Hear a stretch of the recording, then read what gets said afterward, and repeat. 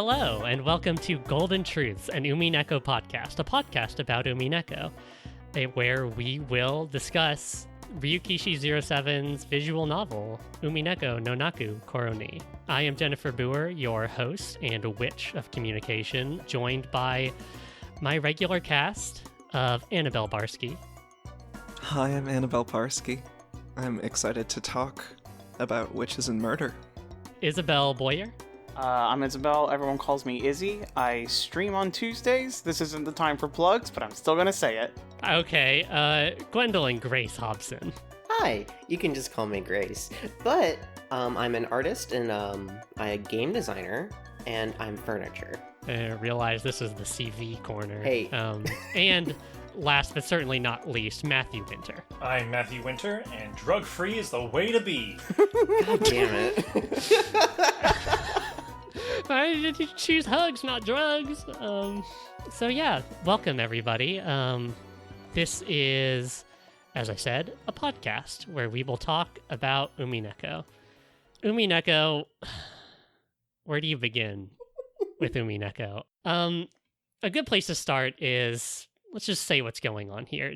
This podcast is going to be an episode by episode breakdown of Umineko.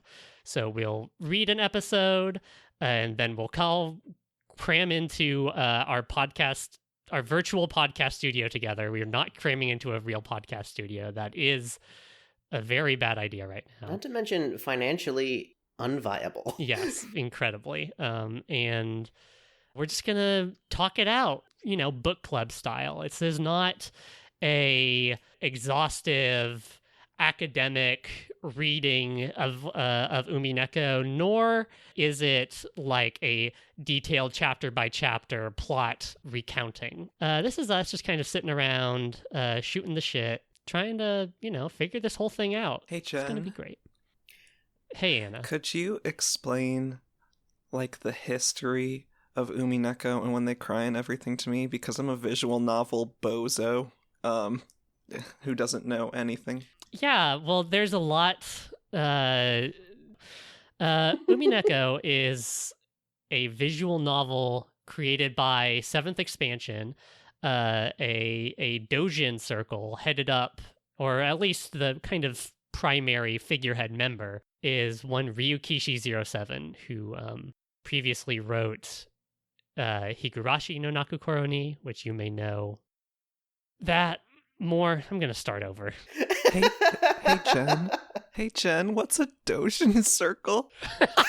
Yeah, tell us more about the doujin circles, Jen. Doujin circle? You fucking plebeians don't know about a doujin circle. Jen, what the fuck? So you put your crystals in the middle, and you all stand around the outside. No. Mm-hmm. And then you reach... God.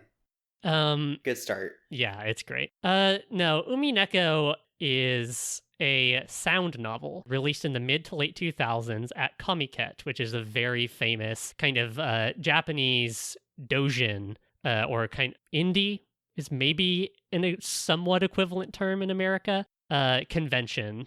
It was released by 7th Expansion and written and drawn by Ryukishi 07. It is the third release in the When They Cry series, released after their probably more popular, and certainly in the States, I think, by virtue of it having a worthwhile anime, Higurashi and Higurashi Kai. Higurashi is kind of a separate thing from Umineko. Umineko is not necessarily within the canon of Higurashi. It's mostly separate, but there are some references and some things that there will be spoilers for Higurashi through this podcast. More or less full spoilers for Higurashi. Now, I have a question. For people listening, would you recommend that they play along with us and finish up episode 1 before they listen? Oh, yeah, absolutely. I mean, this is not... We will be talking about all of episode 1 in here. This is... If you are halfway through episode 1, do not listen to this podcast. Because we've solved the murder. Because we've solved it, and we're going to reveal everything to you right now. Or not, if you don't give a fuck. Well, that's the other thing, is that there are a lot of people out there who I think will never read these because they are a fairly significant time investment. You know, these are full book length visual novels, and there are 8 of them. You know, if you're interested, this is one way to do it. It'll probably be better than the anime, but what isn't better than the Umineko anime? But I wanted to ask everyone, before we, get down and dirty here, what's everyone's experience with visual novels, mystery stories, mystery novels, mystery games, or even the When They Cry series and Umineko specifically? I just want to see what everyone's background is. I guess I'll start. I love Umineko. I read it, most of it as a teenager, and fell off in college around the middle of episode 6, and then came back to it last year because of the pandemic. Maybe the pandemic's over when you're listening to this. I wish I lived where you do, when you do. But I started reading Umineko again and kind of fell back in love with it in a way I totally did not expect to, and then proceeded to speak it like the gospel to everyone I could find, including the entire cast of this podcast. What's everyone else doing? Anna, let's start with you since you're Hi, I'm Anna. first. Again, and I said it earlier, but I'm truly a mystery bozo historically. It's so not my wheelhouse to examine mysteries or try to solve things or collect clues, anything like that. And additionally, I'm a visual novel bozo, so I have consumed no other visual novels really in my youth or my current life. Did you ever, you're a fan of the Ace Attorney series, right? Yes, I didn't know how technical you were going to get about it, being the Oh no, Ace I'm a big bucket visual novel I believer. played the Ace Attorney games, but my approach was definitely rub each item against every other person, or scroll the little cursor up and down on every scene until it tells me I can press the button. I'm not a mystery solver at all. And I played a couple other VNs that are made by American-based indie developers, in the last 5 years or so, small-time stuff. But definitely nothing on the scale of content or story or mystery specifically as Umineko. And so reading through it was definitely a very new experience in terms of experiencing the flow of things in the way the content is delivered, which I assume we can talk about later. But also it was sort of exciting for me that the central question of this, which we'll get into a little bit and we haven't really mentioned yet, is sort of magic versus, real life, hardcore noir mystery stuff. And so for me, that was a really interesting tension to play with. Because for me, I'm really bad at collecting clues and analyzing things in a logical, mysterious way. So for me, I was like, as it fits within the narrative, which again we'll get into, I was like, wow, that really is just a bunch of wild magical murders with these really interesting characters. And then I come to Jen at the end of it and she's like, what do you think about the mystery? And I'm like, what mystery? That was truly getting that message was just like, in some ways, I am the dungeon master of this group, and seeing Anna just come to me like sight unseen and being like, oh, it's Beatrice, was just truly such a delight for me. And I stand by it on principle. Though now having, looked back through the first book, the first episode, and some other episodes, but I'm definitely looking at it more from that mystery angle, so I am approaching it from there, but my chops are not up to scratch, so I'm mostly just along for the ride of sort of the interpersonal dramas, is what I am in it for. I think it's so good to have different people on, the way the game might put it is different sides, someone who is just here to say, no, it's Beatrice. What do you... Mystery my ass. It's Beatrice. I think is very fun. Izzy, what about you? I know you also... Okay. I feel like this will be maybe a refrain through all of these, but you've also played Ace Attorney. I just want to ask a question real quick before I get to that. Why did you say that Anna goes first because alphabetical, but then I'm second? Because your last name is first. I don't know... Oh, last... That's how I introduced you to... Last name alphabetical. I didn't realize. Okay, now it's my turn. Every day of my fucking life as Matthew Winter. You got a real fucking Sherlock's in this call. I love visual novels. I have of course, played every Ace Attorney game that had an official release in the States. It's hard for me to think of ones. Like, I am blanking. My brain blanks when I'm asked to think of them. Have you heard of Katawa Shoujo? I have. I don't really feel like talking about it. That's a pretty popular touchstone, I think, especially among kind of this group specifically.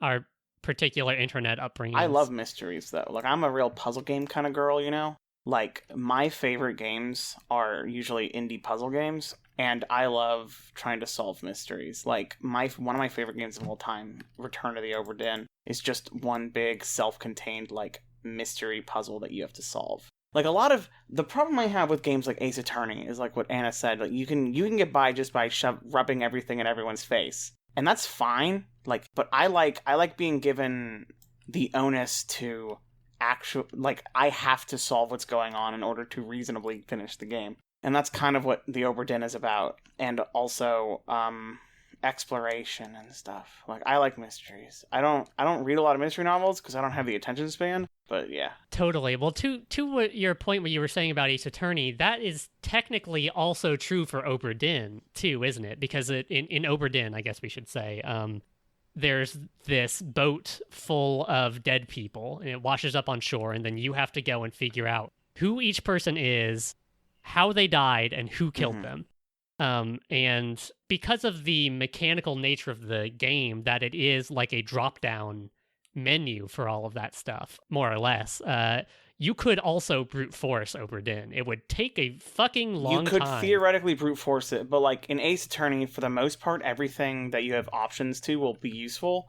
And by the end of the Return to Obra Dinn, there's a lot of options that are not touched. Totally. Well, the point I'm trying to get at is for Umineko, that isn't possible. You literally cannot brute force Umineko. There is no, this is a visual novel, but like I said, there's not really a, video interactive. I mean, there's an interactive layer to it, but it is not like... It's not like there's a gameplay element at the end that tests you to see if you got it. Yes. There's not a win state where it pops up and it says, you have solved the mystery, congratulations. Spoilers, I guess, but I feel like you could have guessed that. Grace. Hi. What do you know about mysteries? So, like Izzy and Anna, I've played Ace Attorney, but I've only played the first one, and I had a glancing of an experience with the infamous Katawa Shoujo, but other than that, visual novel-wise, I started playing an indie game called Coffee Talk, where it's like you're just listening to people talk while you make drinks for them. I'm a barista in real life and a barista in video games, apparently. I can't escape. But Umineko is the first time I've read any of the When They Cry series. I did see clips of Higurashi on YouTube when I was a young child, because thumbnails led me to anime violence recommended in YouTube at the time, but whatever. Spoilers for Higurashi, I guess. Oh, the spoilers will come fast and loose. We are fully... Please feel free. I will be spoiling Higurashi, quite frankly. But otherwise, Umineko is the first time I've had to read something this in-depth visual novel-wise, or at least, as far as, reading a thing on my computer goes. And it's made me think, I've actually had quite a lot of fun with this first episode, thinking, okay, here's how this could happen. A, B, C, and D, or, for example, who knows? So I'm very excited to dig into the meat of this story, I guess. Yeah, I said that this is not a theory crafting podcast, but the theory crafting is very explicitly a point of When They Cry, and it's so fun. It just started happening organically. There's so much meat. There's so much meat on these bones. Matt, what about you? Yeah, you're looking at a guy who watched Blue's Clues every night for years. Okay, well, if you want to trace it all the way back to conception. No, I'm not even joking. That show legitimately inspired a love for me for figuring things out, looking at the clues, how they can fit together, and thinking just very critically about how things work. I ended up watching shows like Monk and stuff after that, even shows that aren't very good, like Law & Order shows I started watching a lot of, just because I like to see the mystery and the way people put pieces together and the tropes that show up and everything. Something that I'm positive that the person who wrote this story, was thinking about every second is, how can I play with this trope? How can I mess with them? My favorite movie is Clue. I think Knives Out is a very good spiritual successor. And I am absolutely here for this murderous island. From my experience with the series, Higurashi no Nakokoro ni, I watched that back in high school in Anime Club. Oh my god, I didn't know it was an anime club. Not the whole series. We watched the first episode because that was not the most violent episode of the series. Anyway, I watched that show back then, and it stuck with me super, super hard and super well, because it was really good. Like, the entirety of that show and the follow-up were exceptionally well done. I haven't read the books themselves, so I can't say how good an adaptation they were, but from my understanding as someone who just watched the show, real good. I enjoyed it a lot. And so when you put out the call, when you blowed on your mighty horn and said, hey, come enjoy some anime, I was like, alright. So I decided I would join you in your quest. And and for visual novels, Ace Attorney for me as well. I played every single one of them, including some of them not released in the US. Look at you. Criminal. I also played Doki Doki Literature Club, and that game freaked me the fuck out because I'm a giant weenie. This game also kept me up late at night and made me unable to sleep because I'm just the biggest baby. And I'm very excited to continue on. Looking forward to the biggest baby competition that will be happening in episode 2 of Golden Truths. Oh, one last thing. Mm-hmm. One last thing before we move on. Isabelle has like the biggest Rubik's Cube I've ever seen and solved it, so she's the biggest brain. Okay, yeah, that's that's true. Factually confirmed. I'm It's writing it into the lore right now. I own physically a 7x7x7, but I've also solved on a program a 19x19x19. What in the fuck are you talking about? That's nonsense.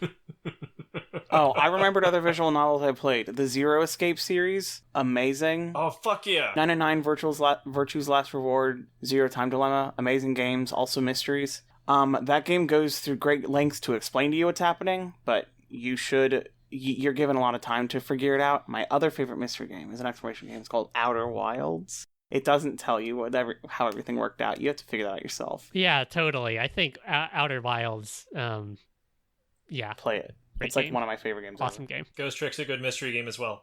Anyway, let's Yeah, go. Ghost Trick also So a good. visual. It's like an adventure game. Okay. This is what we're doing. Yeah, we all talk about Ace Attorney. I was playing Umineko kind of around the time that I was going through what I might generously call my weeaboo awakening, where I was playing Ace Attorney and then playing these games and like started like watching anime like purposefully for the first time. I don't know, it just exists in a very particular part of my life, and I'm so glad that I get to sit around and watch the mice I have assembled run through the Umineko maze, and I just get to sit back and rub my hands together and cackle. We are still getting cheese, right? We are the cheese. Well, you have to get to the end of the maze, don't you? Well, I can smell it, so it's there. Okay. Mm-hmm. Oh, I wanted to ask, what are some content warnings? Because Umineko is a fairly content warning heavy series, I think. So just to cover our bases. Child abuse? Yeah, child abuse, like familial abuse broadly. Brutal murder. Oh yeah, murder. Lots of like murder and like descriptions of gore and such. You know, we won't necessarily get into like the details of that stuff, but we will a little bit. Implied adultery? Goda. Goda, very Goda. big content warning for Goda. Mainly just for, like, Sexism out the ass. Battler's dad. Mm-hmm. Yeah. There's like a lot of adultery. Like there's some implied CSA. Nothing happens on screen at all, but there's CSA? child sexual abuse. Oh, is that what that... Okay, sorry. No, you're good. No, yeah. Like that, you know, some of these might be kind of long shots and more dependent on reading, but some of them aren't. And I just, you know, let's cover our bases here. Sexual assault, just Totally, in case. sexual assault, just a whole lot. So please know going in, we will be talking about I this wish stuff. there was a nice way to say this that doesn't sound as dumb and fake, but rich people. Totally, lots Yeah. of rich. There are classism, like Ableism. That, yeah, all right. That sounds less terrible. yeah, thank you. ableism, yeah, just all the whole up and down. There's, you know, this is a you know, a book series for adults, and so it touches on a lot of adult topics. Yeah, having listed all of those, I'll say most of them at least most of them are handled, critically within the context. They're not thrown around as jokes, except for maybe, some problems with the depiction of the main character, which we can get into and make critical incest. on our own. I forgot about that. Incest. Yeah. Yeah. Yep, alright, that's a good one. God. You hate to see it or read it. Well, I feel like we're fully primed. Let's go ahead and get into it. What do you say? Yay. No. Yeah.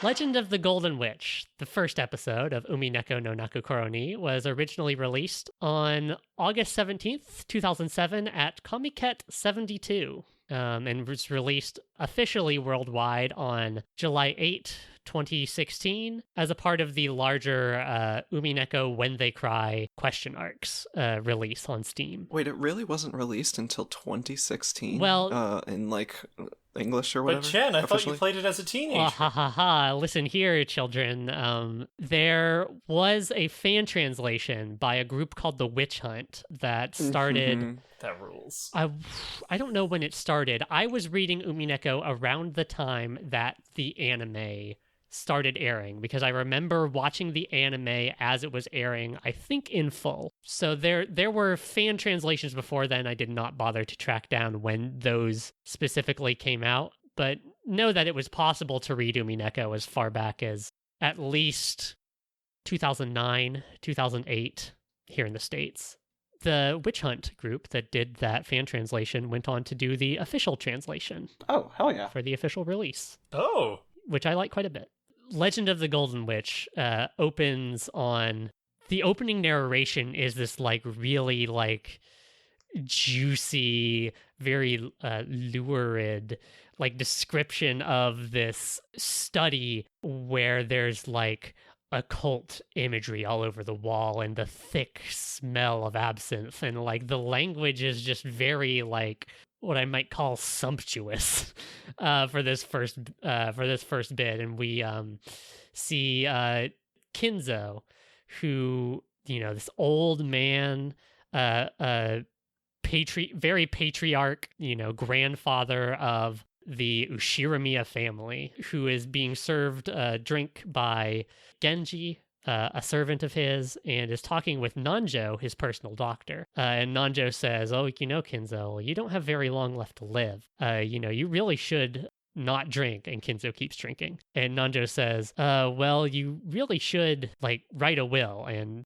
Kinzo hates it. He calls them handwritten instructions for vultures, which I'm all about the mood that Ryukishi sets up in this We introduction. love metaphors. We love metaphors. I love when rich old people are like, oh, these people suck so bad. Whose fault is that? And I'm like, dude, they're your kids. Yeah, for real. Well, the Nanjo says it doesn't have to be just about your inheritance. A will can be a lot more than just about your inheritance. And Kinzo fucking flies off the handle. Just talks about everything belongs to him and he won't give it to any of his shitty children, even if he dies. And kind of this intro is very I want to say stereotypical, but I have not actually read a lot of mystery novels. It is stereotypical until he goes, it's not all gonna go to my kids because it'll all be destroyed. Right. Yeah, why? Talk me through that. Why is it all going to be destroyed? Oh, it'll all be destroyed and lost upon my death. Such is the contract I made with the witch. Yes, the contract he's made with the witch. Oh, he talks about Beatrice, the witch Beatrice. He says he has one regret. He says he wants to see Beatrice's smiling face one more time. Same. He goes off into another completely different... Yeah, same. There's... The way the book talks about it is it's like this other person overtakes him. There are two people inside of Kinzo, and as if an evil spirit had possessed him. He screams to Beatrice, you can have everything. You can kill me if it will make you happy. Oh, Beato Riche, he says. Just like that. Sorry, run that by me again. Beatrice On that is note, the name. We're just gonna call her fucking Beatrice because We're going to be pronouncing it Beatrice. We'll talk. We might need to make some. Beatrice. Yes. We might need to make some collective decisions about how we pronounce some of these names. But then we hard cut into the intro video, and there's text flying all around, and this like crazy chanting happening, and it's the blood splattering on a picture of Beatrice. It's fucking awesome. I love this intro video so much. I love the intro song so much. It's awesome. We get through the intro, and then we open on black screen the first day, October 4th, 1986. And we meet kind of the rest of the family. Can I say quick before we get into the family? I think that the choice of the date, it being 1986, is so fascinating because with everything that's going on in this freaking game, book, whatever, it feels so removed from time, in part because it's like a fancy old Western murder mystery mansion.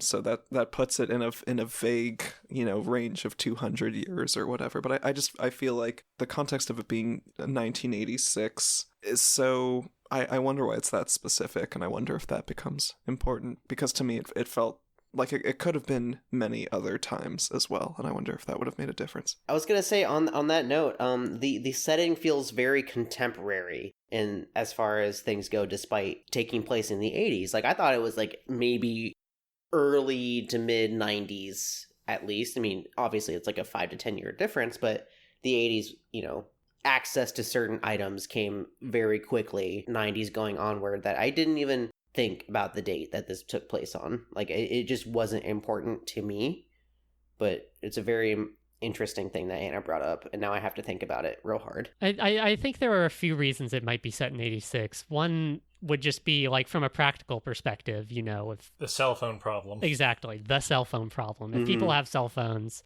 why don't they just call? And you could like write some stuff around like, oh, there's no service, like blah blah blah. But I think like just the technology problem, communication problem, the cell phone problem is a pretty big thing. Two, I think that it's important that it's set in 86 for some like kind of specific economic reasons that we again we'll get to later. I think Anna, you were already alluding to that. Yeah, that's true.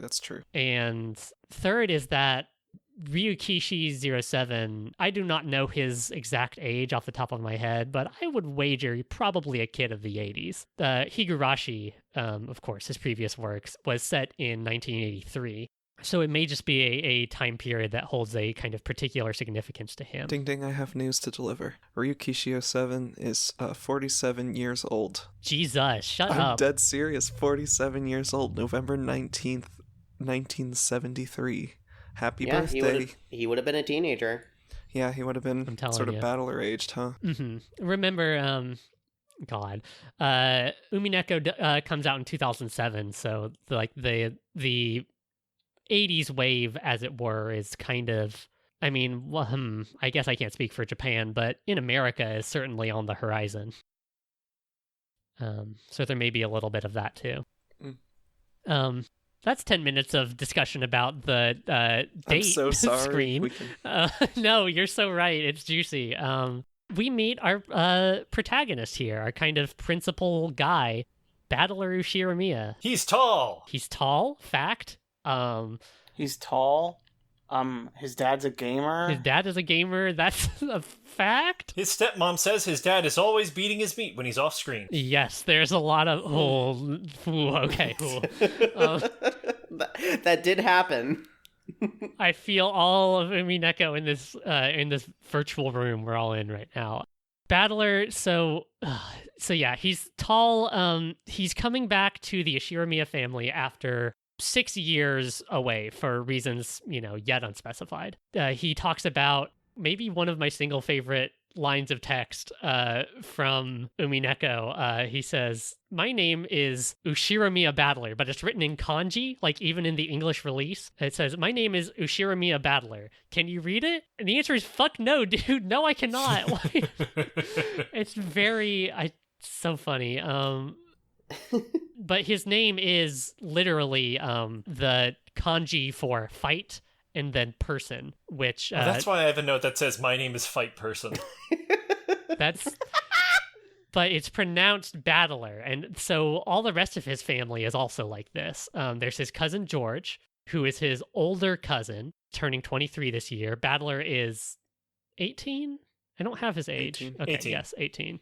George's mother, Ava, and Ava's husband, Hideyoshi, who Ava is a direct blood descendant, is part of the Yoshiromiya family in that way, where Hideyoshi married in. So that's why his name sounds like a normal Japanese person's. There's Kyrie, Battler's stepmom, because his birth mom died 6 years ago. Note that. And Rudolf, Battler's dad, who is also a part of the family by blood. It's one of Kinza's children. When Rudolph shows up, yes, as you were saying, Izzy, he does perform the Konami code on his ear, and I can't tell if that's just like, I'm writing Dojin for, an otaku audience, and I will do the Konami code, or if I'm supposed to know that he's a gamer. I don't understand that, but it sure does happen.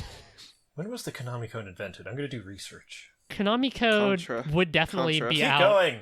Oh, God. The Konami code exists by 1986. I can say that with certainty. So this is kind of the initial cast we're introduced to, and... It was first used in 1986. Sorry. Well, are He you sure? invented the Konami code right here, right across from Rudolph is some guy who's like, whoa, that's a good one. That's what he spent so long in the bathroom doing, just learning Contra. What the fuck? Why does this say 1986 really? Oh, yeah, the 1986 version of Gradius. Yes, I'm sure. There it is, the internet. He's a gamer. He's a gamer, period. End of statement. God. Everyone's waiting in the airport somewhere, presumably in Tokyo, to take a flight out to Nijima, which is an island in the Izu archipelago south of Tokyo, for their yearly family conference. A lot of kind of family dynamics are sort of set up here. There's Battler and his cousin George, who are... They're like brothers. Yeah, They're like brothers. Well, I mean, Battler spends the whole time calling George Aniki, so... It's true, yes. Lots of Anikis and Chans and Sans in this translation, which, as a weeaboo, I appreciate because I get it. Battler's been away for 6 years, and the last time he saw any of these people was when he was 12 years old. And the first thing he does is this charade where he talks up, oh yeah, I'm all manly now. I'm like a guy and like a dude. What's better than that? What's better than that? And Hideyoshi nudges in and says, a man's gotta lift himself up by his bootstraps. You're really, you're growing up so fast. Har har har. And that's do kind want of to the take a person second. Hideyoshi is. I do want to take a second to talk about Hideyoshi, because Battler's just like, so this guy is real cool. He pretends to be from Kansai, but he's really from Kanto, which from my approximation means he pretends to sound like he's from Brooklyn, but he's not. He's from Pokemon Land. Battler notes that Hideyoshi, George's dad, is this businessman in, I think we kind of learned through implication, somewhere kind of in the food service industry, he's a middleman somewhere. He's Colonel Sanders. He's not quite, he's the guy who sells the napkins to Colonel Sanders. And he's figured out or at least that's the vibe I got off of him. I believe it's a chain of restaurants, and then he was the head of it. Mm-hmm. KFC. But yeah, he has a Kansai dialect, but it's affected. And Battler says he knows that Hideyoshi will drop it when he's around people who actually have a Kansai accent. It's this weird, already we are getting these weird affectations and presentational selves that people curate for specific situations. It's very funny. Ava, tacking onto the gender stuff from earlier, Ava says, oh, well, Battler, you're so handsome. You must get all kinds of ladies. And, George never gets anything like that. And Battler's haha, my aunt and uncle are such kidders. It's just a lot. And then also Battler notes Ava can do sick martial arts like Chuck Norris. Yes, Ava does try to knock Rudolph's block off at one point, or threaten to knock his block off. But stops her foot an inch from his face. Yeah, did you know? Stopping a foot an inch away from their face is more difficult than kicking. It's great. Remember that next time I tried to beat the shit out of you? Kyrie and Rudolf are Battler's dad and stepmom, and you get the sense that with Kyrie, Battler has kind of a friendly relationship, you know? Mhm. But with Rudolf, it does seem, even though they are, obviously he takes after Rudolf, there's from the way Battler described it, there's a little bit more of a strain on that relationship. I would even call it like an animosity on like Battler's end. Like he's very much like resentful of his father. Totally. We later find out that his dad may have been well, The way that it's phrased is he betrayed mom 6 years ago. yes. And that's why I left. Yeah, we'll probably get more on that later, but that's what we know. Because, Rudolf, I guess we should say, Rudolf is, set up as this, kind of playboy kind of figure. A slut. He looks like an MS Paint drawing of Al Pacino. Yes. Oh, yes. Okay, yes. The original, time for me to get on my soapbox. Please play with the original art. No, it's how he should look. Don't worry. It's so good. He looks... Oh. Mhm. When we get all the characters introduced, I have a lot of stuff I want to talk about the art. Okay, yes. I as well. Well, then let's go ahead and say, while everyone is talking, Maria and Rosa show up. Rosa is the youngest of the Yoshiramiya siblings, younger than Eva and Rudolph, and Maria is her daughter, who is 9 years old. The first thing that happens upon Maria showing up, Maria shows up, she has a speech tick where she says, ooh, around all of her speaking. And the first thing Rosa does is immediately say, basically, hey, stop. Hey, remember, talk proper or whatever, which is a hell of an introduction for a character. Yeah, there will be much more to talk about with that. But apart from that, Rosa definitely has kind of a very motherly sensibility to her.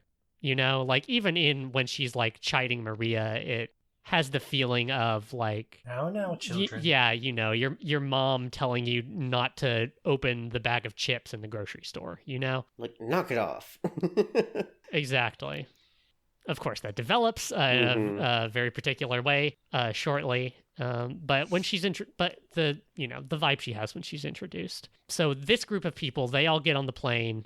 Battler hates the turbulence. He hates all the shaking on the plane. And then we get this kind of, I guess you might call it an opening credits of sorts, like the cast list, during their flight over to Nijima. Chapter transitions. It's 8 a.m. Can I say quick?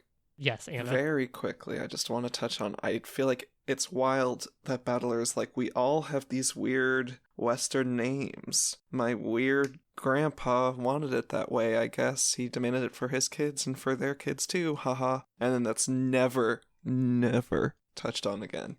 I think that's very weird. It's really not. I want to also add on to that by saying he's everyone's name is so weird. My name is fucking Battler, and my dad, his name is Rudolph. That's We got true. some fucked up names in the house. George?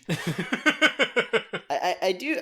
While we're talking about characters, I do want to mention Maria's relationship to Battler, because the last time Battler saw her was when she was around 3 years old, I believe. Yes. So yes. This is the first time Battler has seen Maria as sort of a functioning person, if that makes sense. And even more so, it's the first time that Maria has seen Battler to her memory at all. Mm-hmm. Yeah, and as part of that, her whole thing is ooh, I don't trust strangers. She's immediately distrustful of Battler until George, who's the dad of the children, comforts her and is no, this is Battler. I trust him and you trust him too. And then Battler makes a funny joke and throws her up in the air or something fun like that. And she trusts him then. And then Battler and Maria become best friends because they're both mischievous assholes. Yes, exactly. Yes. Yep. That's exactly why. It's a good thing to bind.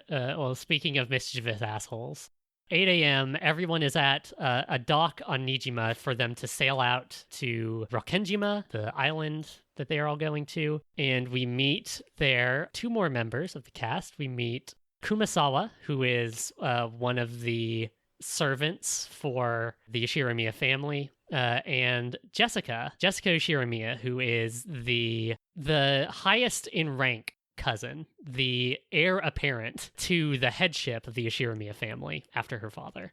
And Jessica's entrance is, she says, like, "What's up, Battler? It's been so freaking long," which is great. Jessica talks in a very, like, rough, speaks in a manner that is not the way that Japanese women are, quote unquote, supposed, and I cannot use big quotes big enough right there, supposed to talk like. Or even more specifically, what like a high class heiress of a family, child heiress. Yes, that's in good. in her proper private school uniform. You don't even know necessarily like who she is or what she's about, but she's wearing like this like suit and suit jacket and tie and proper shirt and proper skirt, and she talks very rough and tumble for being someone of such high esteem. Very tomboyish. Totally, and Battler's natural first reaction to seeing his cousin, she's 18, she's about the same age as Battler. Nope, she's 19. She's 9. Okay. See, this is why we have a whole podcast here. But she's about the same age as Battler. And Battler's natural first reaction is to be like, wow, cool tits, dumbo. And Jessica's like, you bet, dipshit. It's actually her response is, "I'm going to grab your penis" in response, if I remember my notes properly. Yes. Yes. No, cute little elephant son. It's just, this was happening all through the previous scene too. The interactions between Battler and his like female cousins is the first thing that I was like, okay, I think this is gonna get kind of weird, huh? It's a lot. It's a lot. Battler kind of tries to defend himself later, and how much are we? This is something that will probably crop up more than once in the series, but how much are we meant to understand that as like something that the narrative knows is like a shitty thing to do, not just like is a childish thing to do, which I think the narrative definitely thinks it's kind of a childish thing to do, but how much does it understand that it's like very bad is a question. I think it understands it pretty well. Okay, so this sort of introduction comes up one more time, and that's when a character we haven't been introduced to yet, Shannon, shows up. And he does the same thing because they have a similar, like, sibling-y relationship, but there's a different power dynamic there. And he's just like, wait, you're not gonna stop me? Like, he knows in his head, like, what the fuck is happening? This doesn't seem right. And the game is like, I guess the game's trying to make it clear that, like, the servants of the house think of themselves as furniture. Like, that's a constant word that comes out of their mouths that makes me feel like vomiting. It just feels like a little quirk they gave him to show up his, like, chauvinism and sexism, but also, like, to really, in a weird, gross situation, show off the intensity of that mindset. And while we're on the topic, it might be, like, a sort of way to, like, create a parallel between, like, Battler and his father. Yeah. This, like, totally. Weird idealization Absolutely. of, like, ugh. One more note I want to make right here is that this kind of talk, not quite like the very direct, like, teen dumbass version of it, but this kind of talk was happening in the last scene. There was a lot of, like, sexual, not even undertones, but, like, this family, it's not just something like that these cousins are doing because they're stupid. That is why it's happening, but also it's because I think in this family, like, sex is, I don't know how to put it, but it's normalized. Yeah, like, this kind of behavior is normalized and expected, and it's just like, it's part of this happens with families, not necessarily with, like, this kind of talk, but I think this happens with a lot of families, like, the things that just get woven into the fabric of your relationships with these people that you stop thinking about, and then someone else might come in and be like, hey, what are you guys talking about? And it's very interesting to me, the way that already, like, even in what I think in the opening of this book, you read as like, well, this is kind of weird, but, like, they're family, they're meeting back up again, for us, like, it's a different culture, like, maybe there's something going on there, but the further you get into the book, I think it casts these first few conversations in a very different light once you know kind of how this family is. Yeah, I wonder if it's one of those themes that'll like evolve as the story progresses and as we learn more. Totally. Enter Kumasawa Chiyo, who holds out her tits for Battler to grab. Why don't you try my tits, Battler? Battler, unfortunately, very sadly, turns her down, which is really the point that this book takes a complete nosedive. Kumasawa's great. I think she's like the worker at your retail job who has been there for 10 years and takes like breaks that are way too long and somehow never like seems to be doing any of the heavy lifting, but god damn it, you just love them anyways. Aspirational. I know, she's totally the lady who's seen it all and like knows how to interface with the family, which I think is such an important thing for the servants that we'll see later. They all get on their boat, and Battler hates the fast boat ride. Again, he hates the shaking, shake, fall. Maria loves it. Yeah, everyone makes fun of him for it. So they ride up towards Rokkenjima, which is a small island that is privately owned by Kinzo. It's not leased from the government. He owns that land. It's mostly forest except for the mansion, about 10 kilometers across, they say. And as they're riding up, they get Battler notices something that nobody else does. There's supposed to be this shrine on a little outcropping of rock near the dock there, but it's gone. And Jessica says, oh yeah, I think it disappeared sometime last summer. Yeah, she's like, it probably eroded away and fell into the ocean. And then Kumasawa's like, no! Lightning came down from the heavens. She tells a spooky story. She does. She tells a spooky story, and Maria is like, oh shit. It's an omen of misfortune. Like she keeps saying over and over again, and very creepy vibes. Yeah, I want to cut in here because this is sort of the first of many of Maria's little prophecy moments. Mm-hmm.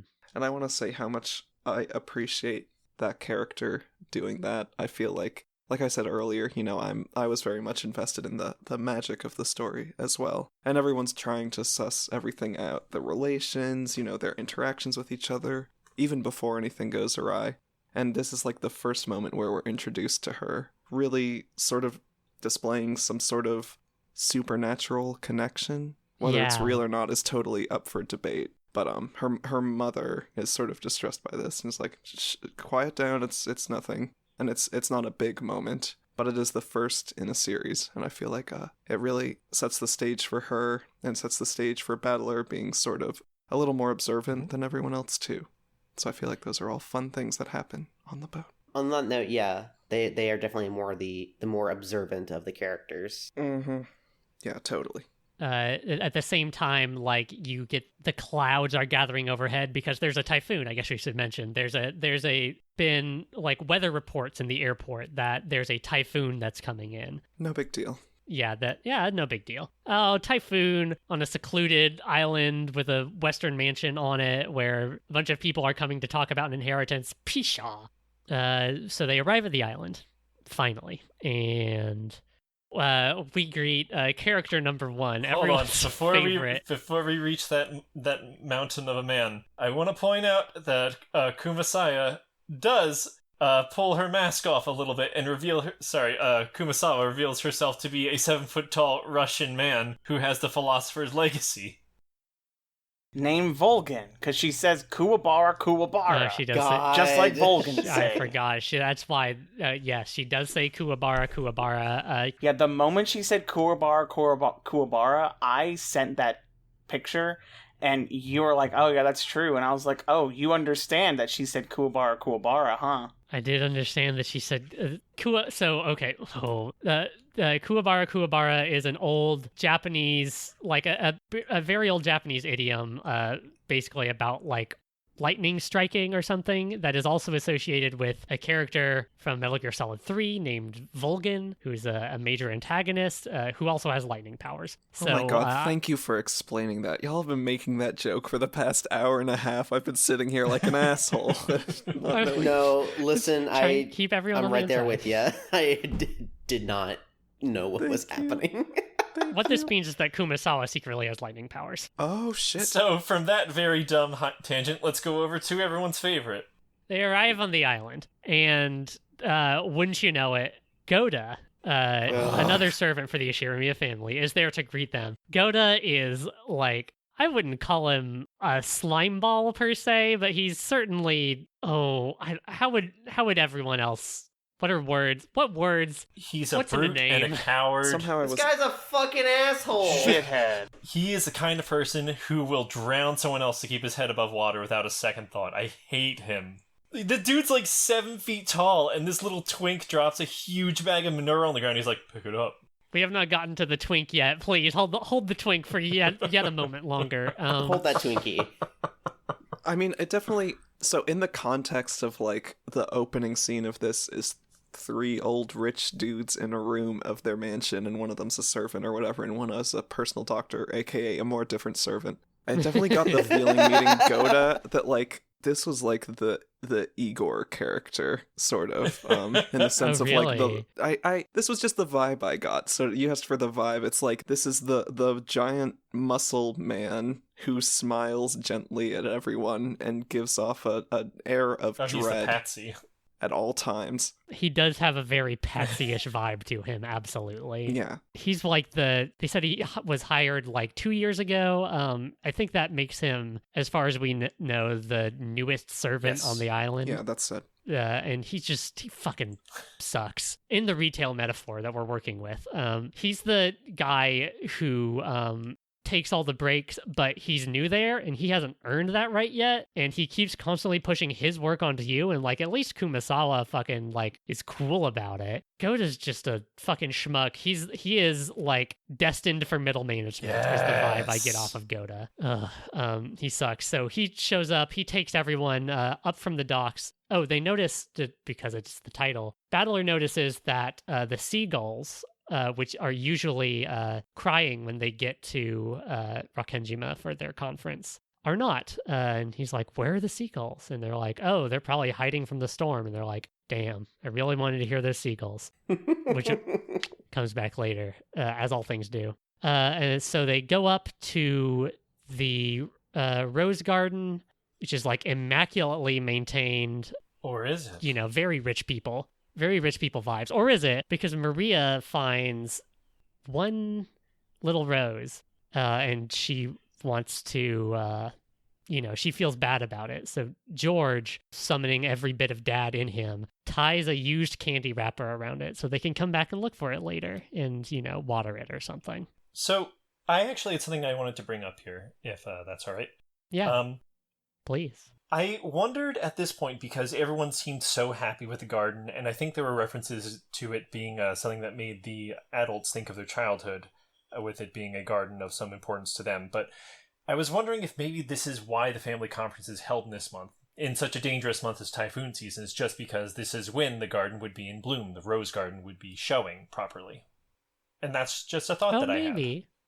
That's a good idea, Yeah, in this book at least, I don't think we get any knowledge about why it's held in October. I think it's just kind of assumed, well, that's when it happens. I wonder why it happens in October. Battler even questions it at one point. He's like, this sucks. That's true. And so they go up, and we are introduced to everyone's favorite cisgender man, Canon. It's canon. It's simply Canon. Canon is a young boy who is also a fairly recent hire. I don't remember. Was it 3 years? Yeah, 3 years ago he started working here. Sooner than late, more experience than fucking Goda. Yes, exactly. Goda is literally the most junior person on the staff here. But he used to work at the Target down the street, so he's got a big head about it. And also literally his head is large. Him. That's literally him. Oh, no, that's literally Goda. Well, I was the shift lead at a Walmart, so let me tell you a thing about business. God. I hate Goda. Yeah, Goda sucks. Well, one of the reasons Goda sucks is because Canon is like, he's a little shy and he's like not really, feeling the whole, hi, here's the entire family thing. And Goda, like, in the way that a servant might talk shit about another servant in front of the family, he talks a little shit about him, like, oh, haha, Canon, you should be a little friendlier to our guests. And Canon says, I can't be friendly because we are furniture. It's the first time we hear that. Jessica tries to cover for him, and it's just a mess. It's just truly a mess. I think it's pretty clear that like Jessica probably doesn't like Goda as much either. Oh, totally. It is very, very clear that the parents, who we haven't met yet, her parents, love Goda, and no one else likes him even a little. I mean, he's, for all the shit we talk about him, I cannot believe we've talked this much about Goda. For all the shit we have talked about him, he is, like, very competent at his job, and he's, like, showy, and, like, for this specific circumstance, the family conference, he's a great chef, it makes sense why he would be here. He does just also suck eggs. I think it's notable during Canon's introduction, to get back on Canon and away from everyone's least favorite schmuck. Please. He is bringing fertilizer to the roses to keep them extra beautiful during rose season, and he is so small and ineffectual, so he drops the bag of manure. And Battler steps up, sort of without any prompting.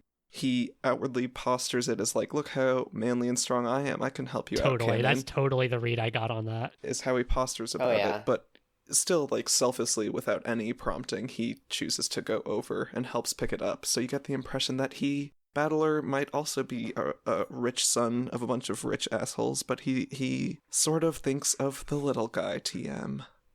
Totally. I mean, he has a little self-reflective moment on the way over, talking about, like, the nature of being a rich person, and, like, you get the sense that he's at least a little self-aware about it. Like, he is still firmly, like, a rich guy. But he has been distanced from that for 6 years, at least. He's been living like a human being for 6 years. So that is true. At least yeah. During probably the most important years to formulate your sense of self, he wasn't rich. Mm-hmm. So that's nice.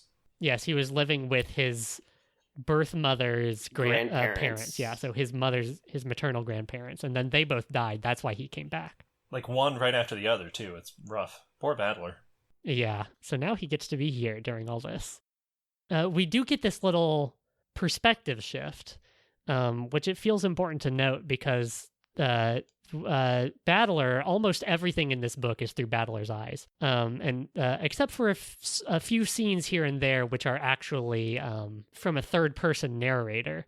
Like, first there was the prologue scene with Kinzo in his study, and then there's this scene right now where Canon kind of watches the family walk away, and he's like, damn, Battler's real fucking strong, and I'm just this 16-year-old kid. Oh, woe is me. I guess if we're gonna like look into it like from a literary perspective, Battler is very literally like an insert for the reader, because he while he is being reacquainted with these characters, we are being acquainted with them for the first time. So there's a sense of like, we should probably get to like be introduced to them through the eyes of a person who doesn't know them as much anymore, Mm-hmm. Mm-hmm. Like, I think that's really interesting. Goda shuffles everyone into the guest house, which was built a couple years back. It's not the main mansion, but it's where everyone's been staying for the last 2 years. I also have a note here that says Grandpa beat his kids with a wooden sword. I'm not sure when that comes up, but it comes up around here. Oh, yeah, I have that note too. I think Jessica talks about it. Yeah, it's when Jessica is complaining about George being kind of the favorite child. She complains about, getting spanked with a wooden sword. Yeah, it's this family. I mean, oh yeah. Sadly, I can't speak for the wooden sword, but like probably not too far out of the norm for just a Japanese family in the 1980s. I mean, I just think families in general in the 1980s. Totally. When I think about like what my parents went through. Oh, absolutely, yeah. Corporal punishment is just kind of a fact of life.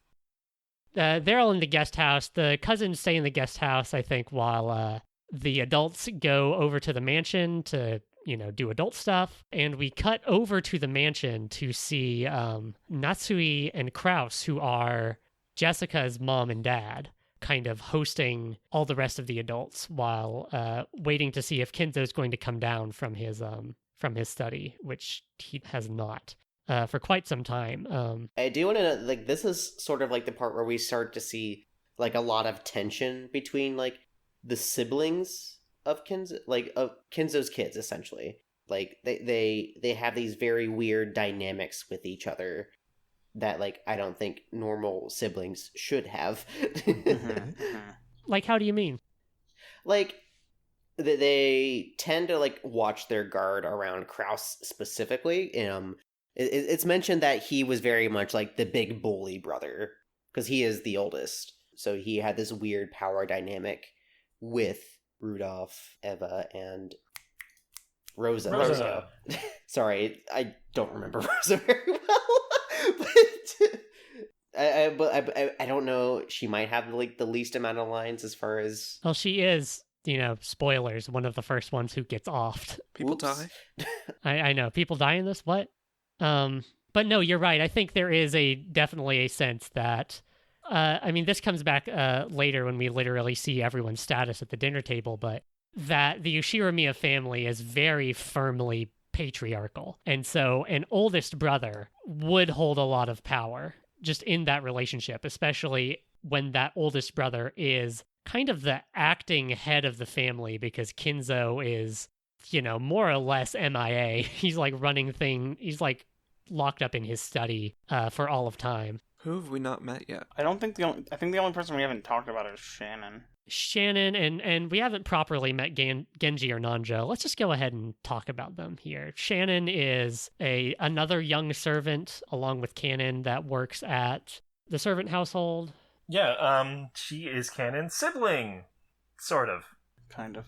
They both come from the same orphanage, I believe, the Fukuin house. Yes, all of good that news. is hinted at, that many servants of the house over the years have come from the same place, and that's very confusing and unexplained. Yeah, Cannon and Shannon, those are not their actual names. That is, their working names. Again with the weird naming thing. They both have the same kind of suffix on their name, and that's explained that, they're both from the same orphanage. And it says specifically in Cannon's tips section that there are other servants with the ON character at the end of their pseudonyms, They just happen to be on duty. There is also Genji, who is Kinzo's kind of personal servant, the head servant of the household. His life companion. Yeah, essentially, kind of his life companion. I think those words are used exactly. It's very like that. You never get there's no explicit mention of any kind of relationship, but no, yeah, it's not explicitly denied either. He's kind of something of a father figure to Cannon and Shannon, sort of. Definitely. Mm-hmm. And he has the closest access to Kinzo, including the only key to his study that is not held by Kinzo himself. So clearly, a very important person. Yeah, kind of the only access to Kinzo. Other people at other times try to get in touch with Kinzo through his thick study door, and he doesn't even respond to them. But he always responds to Genji. Yeah, totally. And there's also Nanjo, who is Kinzo's personal doctor, and basically exists to show up and say oh, that Kinzo, I don't know how much longer he's gonna hold on, but he spends the whole time being yeah, I don't know what you want. 3 more months, huh? Just keep waiting, man. 3 more months. It's probably going to be fine. He does have another job that he does, which is, yeah, that's a corpse. Yep. That person probably is most likely dead. You seem to forget he plays a lot of chess. He does play a lot of chess. Also, another important Nanjo fact. Chess is very present throughout this whole story. But Kinzo, he plays a lot of it. Nanjo plays a lot of it. Kinzo plays a lot of it. Genji plays a lot of it. George plays a lot of it. Does he? George play a lot of chess? He brings it up. He says that he beat Nanjo at chess. Oh, well, there you go. Yeah. Which I think, kind of going back to what we were talking about at the very beginning of the podcast, the kind of game board metaphor is very strong there. It even comes in literally with some of the logic that goes on. So that's kind of the whole cast. Kraus and Natsui we didn't really talk about, but Kraus is the older brother. We did talk about him. We did not talk about Natsui, who kind of comes out as, like, apart from the cousins, kind of the main character of this book. She's not of the Ushiro Miya family by blood. She is long-suffering. She always has a headache, and is... Her life is a nightmare. Her life is kind of a nightmare. She's constantly trying to defend, like, the honor of the Ushiro family, which she was brought into. She feels like basically that her birth family doesn't exist, and she is an Ushiro, but because she is, one, like, a spouse in the Ushiro family, she married in. Two, a woman in the Ushiro family. And three, a woman who was not able to give birth for a long time. Her, like, status, despite being, like, the wife of the presumed head, is, like, really, really low, especially with Eva. And so there's kind of this double world set up. Like, there's the world where the family, the family is talking about the inheritance and, like, a family talking in the ways that, like, a rich people family does. But there is the underworld, which always exists, where Natsui, because of her inability to bear a child, that's until she has, Jessica, much later after Ava has George, is basically, like, disgraced within the family, even though no one wants to say it out loud, not even Kraus. Yeah, there's a lot of two-sidedness in the story and in the family dynamics and in the children's relationship with their parents. Sometimes they're joking with them or they get along with them in a certain way, and sometimes they don't get along with them as well. I think you could, I won't, but you could, like, go through each child and parent and say, like, the duality of their relationship, or, like, the Ushiro family in how rich they are and how refined they are, but how truly poorly they treat their servants. And that's normal shitty rich people stuff, but still, it's another duality. It's sort of a family of dualities and a story of dualities. Totally. I think that's really cool. Oh yeah, I will say Natsuhi is one of my favorite characters. In fact, my favorite character from episode 1. Yeah, me too. My favorite character is Maria. Yeah, me too. It's That's a tie. fair. I mean, it's not a joke. I love Maria. No, me neither. you're correct. But she was very much like the underdog of this particular story. I actually started off not liking her when she was first introduced because I thought she was very stuffy and, a little too prideful for her. But then you learn more about her and how she reacts to things, and I'm like, oh my goodness, Natsuhi. Natsuhi's one of the best ever, for sure. She has a rich inner world. She has a lot of deep emotions. But yeah, when you first meet her, she's like literally like, Jessica, can you be normal for 1 second? Can you be refined? Kraus is my sexy, manly husband. He's a good guy. God, I have such a headache. It's like the name of my husband. Yeah, she's really annoying. Yeah, totally. One of the first things she does is she tut-tuts Shannon for responding to Hideyoshi when he says, like, man, Shannon, you're growing up to be a real beauty. Ugh.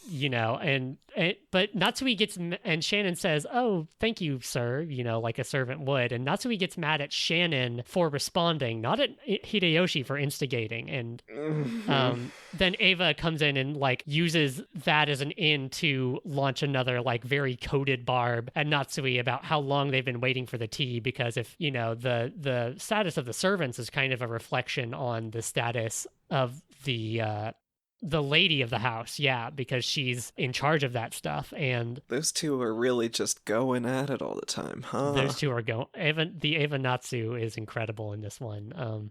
But it's the game that everyone is always playing with each other, of using their status against the other and finding one way to get up on everyone else, is part of what makes this book, especially this first book, really, really work, because all that stuff is so full and you really get a sense of this interconnectedness or interplay between all the family members and the servants. And that's sort of what initiates the conflict in this book. Well, the conflict before the conflict, I should say. The interpersonal conflict between the characters in this book is launched from those barbs and that like secret double language and those expectations, right? Yeah. Right. Would you like to get into that? Me? Sure. Yeah, this is the point at which, as the kids go out to play with each other, including Shannon, who it should be noted is sort of more friendly with the kids than Canon. Oh, totally. She's sort of, she's treated as and also considers herself to be and wants to be like a normal kid, a normal teen, and wants to be included in that way. She's been working at the Shirimiya household for 10 years, and she's 16, I believe. Yes. That was a buck wild thing to read.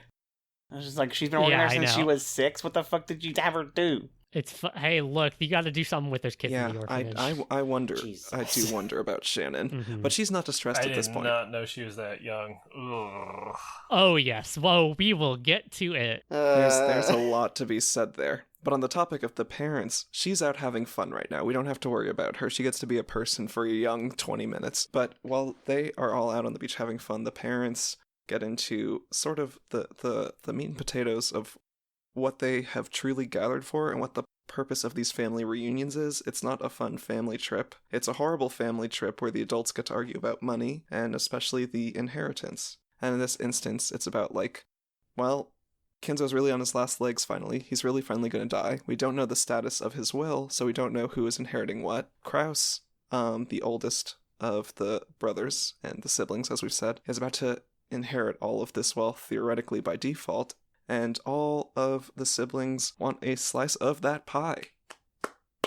They do. Basically, the cousins get together, the siblings all get together to have their financial meeting. And all the 3 younger siblings, Ava, Rudolf, and Rosa, mainly Ava and Rudolf, but Rosa's there too, basically accuse Kraus of embezzling Kinzo's personal fund to fuel his kind of professional projects. He's trying to turn Rokkenjima into a resort. That's what the guest house is. It's meant to be a place for people to stay and enjoy the rose garden and enjoy the sea breeze. Because, just circle back around to it, this is taking place in 1986, which is kind of right on the precipice of what would become the bubble economy in Japan, where, money was fucking flowing like water, essentially.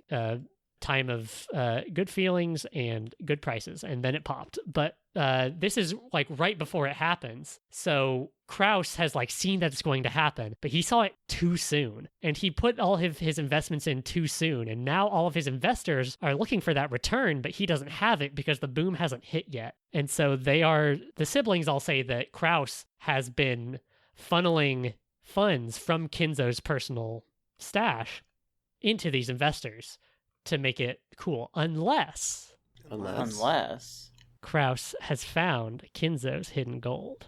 There's hidden gold, y'all. There's gold in that island. In them islands, there's gold.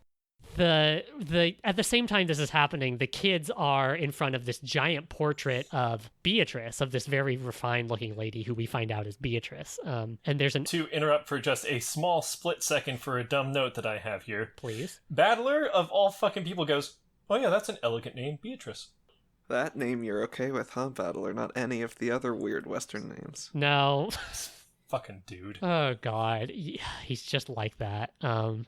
Basically, there is a legend in the family, started by Kinzo himself, that Kinzo made a deal with a witch named Beatrice, and she gave him 10 tons of gold, which is a ridiculous amount of gold. It would be, they estimate it at about 20 billion yen in the story, that would be about $200 million.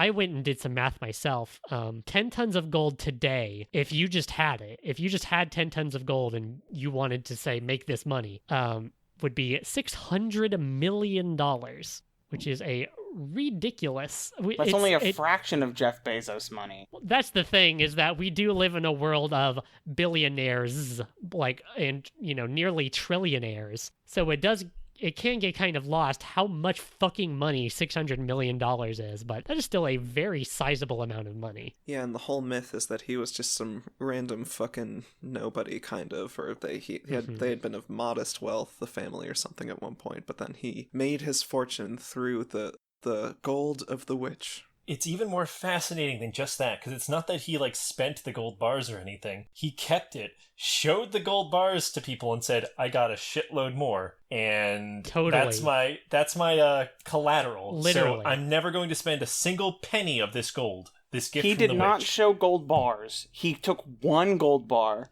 and showed that, being like, hey, y'all. I have this gold. I have 10 tons of gold. Check out this one gold bar. Check out how weird it is. Look, it's not even stamped with anything except this cool symbol. I mean, apparently they did test it, ? It was 99.9% Right, so there's pure, at this point in the story, there is question about whether this gold even exists. Though later, Kraus shows Natsui, the gold bar that Kinzo shopped around. And it's it's got no markings on it. It doesn't have any particular a mint would have left a stamp on it. There's nothing like that. There's just the one-winged eagle, which is the the symbol of the Yoshirimiya family on it. So I have a question about that symbol. Do we know if that symbol was the symbol of the family before or after the gold? That is such a good question. I wonder that too. It's a good question. I mean, if you got 10 tons of gold and it had anything on it, you would probably be like, yo, this is me now.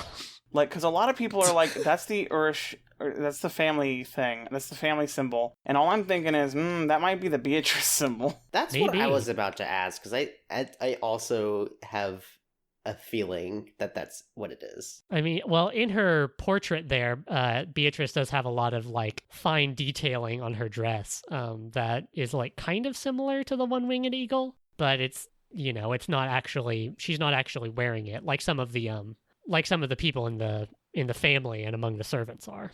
But basically, the siblings say, look, if you found Kinzo's gold, you can just give us some of that gold and we won't fucking talk about anything, which is obviously a ploy. They don't care if Kraus found the gold. They just want money out of him right now. And Kraus knows this, and Kraus spins it around and says, aha, you think I need money.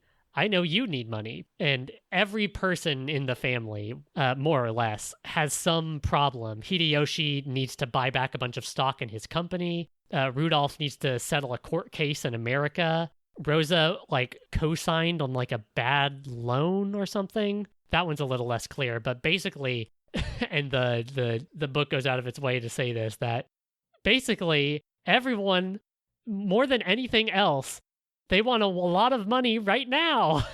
Yes, I love that refrain. So good. And it's not like Kraus doesn't need money, it's just that he needs his money slightly later than they do, so he can screw them all over. So that part kind of comes to nothing, but the cousins, meanwhile, are looking at the epitaph. Underneath Beatrice's portrait, there is an epitaph listed. The first mystery. Kind of the first real mystery. Does someone want to read it? Anyone? I would love to. Please do. Behold the sweet fish river running through my beloved hometown. You who seek the golden land, follow its path downstream in search of the key. As you travel down it, you will see a village. In that village, look for the shore the two will tell you of. There sleeps the key to the golden land. The one who obtains the key must then travel to the golden land in accordance with these rules. On the first twilight, offer the 6 chosen by the key as sacrifices. On the second twilight, those who remain shall tear apart the 2 who are close. On the third twilight, those who remain shall praise my noble name. On the fourth twilight, gouge the head and kill. On the fifth twilight, gouge the chest and kill. On the sixth twilight, gouge the stomach and kill. On the seventh twilight, gouge the knee and kill. On the eighth twilight, gouge the leg and kill. On the ninth twilight, the witch shall revive, and none shall be left alive. On the 10th twilight, at journey's end, you shall attain the power of the Golden Land's treasures, once and for the last time. The witch shall praise the wise and bestow 4 treasures. One shall be all the gold from the Golden Land. One shall be the resurrection of all the dead souls. One shall be the resurrection of the love that was lost. One shall be to put the witch to sleep for all time. Sleep peacefully, my beloved witch. Beatrice. Okay. Who wrote that? Seriously, who freaking wrote that? Is that Kinzo wrote that to Beatrice? Does it predate Kinzo? I want to know. So they do mention this. This went up the same time that the portrait did, which is, it's given a very specific date, which is weird. It said that they both went up in April of 1984. Okay, so this is something... Yeah, 2 years back. Something I noticed. Weirdly, something that's been happening is there are various points where they're like, this happened the year before last. 2 years ago. That was Goda. That was the painting with the epitaph. That was the guest house. Like, there's a reason Goda's so large. It's a mecha being piloted by Of Beatrice. course. something happened the year before last that I think is a bit more than just what we see. Because all this stuff happened at once. Like, at first when I got there, I was like, oh, Goda seems like he's a guy who's all about town. Everyone else is like, yeah, he's an actual shithead. Nobody likes him. He's only been here for 2 fucking years. And I'm like, what? So, like, something's up, you know? Totally. I do know. Something is up. So a very fun thing happens at this point in the story where basically the cousins and the siblings all say almost the exact same thing to each other about... I actually wrote down Krause's thing because I enjoyed it so much. His is the dark parallel to what I think George says to the rest of the kids. He says, "Tonight, let us all drink together as we solve the riddle of Beatrice's epitaph and discover the location of Father's hidden gold. If we 4 friendly siblings work together, there's surely no puzzle we can't solve." Ha ha ha ha ha. And they proceed to Oh solve my nothing. God. Literally. It's so good. I want to take a second to just say how much I love this part. In us, like, reviewing all of this, it's easy to be like, this is a really long book. And it's, for the first half of it, it takes a really long time in introducing these really complicated, really annoying, really rich people in just the longest, most flowery text. But during this scene specifically, with the discussion of the epitaph and the siblings arguing about the money and the inheritance, I felt like the writing, like the strength of the writing came through so strongly, because at that part, I did not feel bored at all. I was like so invested in the refrain in the writing of the frickin' "they needed money right now." Like, that refrain over and over again was such a beautiful choice. The freaking, that like evil supervillain ass sibling plea, like, I just felt like this part was like maybe the highlight for me, even with all the murder and magic to come. Spoiler. No magic. I feel There's like no this witches. was like so juicy. And I really appreciated the writing. The only magic is the magic you would find at Disneyland, a place where even an elf can connect with Love Disneyland so much. That is true. Tokyo Disneyland, the actual thing he's referencing, was built very recently. Krause uses this to back up his, like, yeah, the shit's gonna pop off here in a few years thing. So yeah, the cousins and Shannon are all down at the beach. They try to work out the epitaph. Like, there's a rumor that the epitaph, I guess we should say, that the epitaph is a riddle of some sort that will lead you to the gold. And people have tried a bunch of times over the years to figure it out, but like, if you take it, it seems like if you take it purely at face value and you try to find Kinzo's hometown and find the river and find the sea and all that stuff, it doesn't look like it quite works out because they keep hitting a dead end. Down at the beach, we learn about how much Maria loves witches. Shannon tells a ghost story about how, oh no, sometimes people have been said to find butterflies in the mansion, and I heard someone once suffered a grave incident because she was speaking meanly about Beatrice. It was before my time, but oh, and all this stuff. And like Maria's just eating it all up. She's like, yeah. She loves I it. fucking love Maria. Jessica and Battler are being shitheads about it. And George keeps having to kind of whip them into shape, and they all have to work together to calm Maria down when Jessica and Battler like laugh at each other about like, witches can't be real, which is very, very cousins. I love Maria. Maria's the fucking best. Yeah. Maria, the something I want to bring into it is how the game kind of treats Maria. Like, maybe this is just me projecting, but Maria's definitely autistic. Like, me too, girl. Oh, yeah. Me too. Oh, 100%. And I love it. Like, the game, there's, like, the parentage thing, which is, like, they do this with Rosa a lot. It's like, think about how hard it is for her. And I'm just like, come on. Shut up. But, like, the way the game treats her, I think, treats her as an equal and another team player. And this is where the art comes in. Because as the characters are being introduced, I would pause it and switch the character models to see the differences between the two, because I was very interested. And something that really struck me is that new art Maria is noticeably shorter than everybody else. The thing about the art that's being used is that the original art is a close-up bust of all of the characters. So it has everyone up in your face, and they're all crowded near each other. But the new art are like these pulled up, almost entire body shots. So you can see the clear difference between like the height of Battler and the height of Maria. And I think that diminishes Maria in a way, while the bust style portrays her equally to everyone else. Ooh. And But it gives her more agency that way. I think the new art ruins a little bit of that, because it's like, oh, here's this little girl crying about stuff, but then in the other one, the older art, it's like, hey, look, they're all proportioned similarly, they're all sized differently, you're seeing them all in the same light, and so they're equals. You make a very good point. The proportions are very much like indicative of like the importance on like an equal playing field. I 100% agree. And while we're talking about the art, I'm not a big fan of the new art. No, the new art, I'm just pretty gonna bad. say it outright. Oh man. So it's based off of designs from an Umineko pachinko game. Pachinko Which- game, really? Really, that is absolutely true. Was it by Konami? Well, you know, pachinko. You do know pachinko. Yeah, it's just very bad. Like, people will like kind of talk smack about the old art, which was drawn by Ryukishi himself, as being like kind of amateurish or like looking like it's drawn in MS Paint, which it does. But the new art that is included in the official release is just really wretched to look at, if you ask me. Mm-hmm.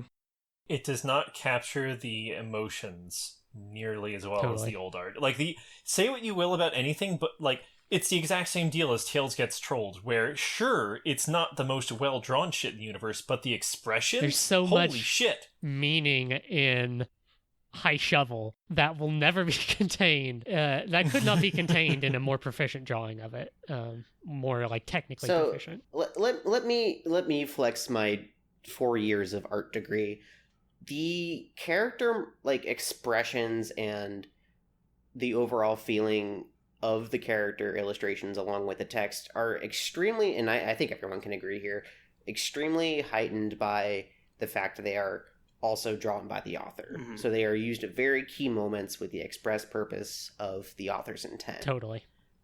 Mhm, And, mhm, Mhm. you know, like, the author has Battler's shit-eating grin, like, down to a T. Like I would say, like, the new art of Battler, he just looks like he's about to chew on something.